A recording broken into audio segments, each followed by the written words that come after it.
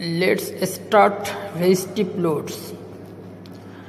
Resistive loads are devices that produce heat, such as incandescent lamps, heater, and many household appliances. It consumes always active power. The loads don't use a magnetic field. The voltage and current simultaneously reach a maximum 90 degree and cross 0 degree at the same time. In summary, resistive loads have a linear relationship between voltage and current with no phase shift.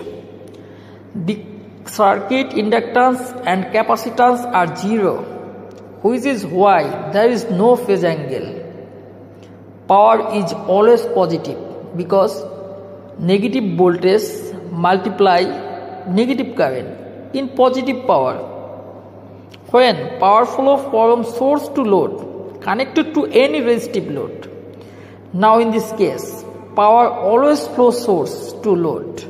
There will be no load to source flow.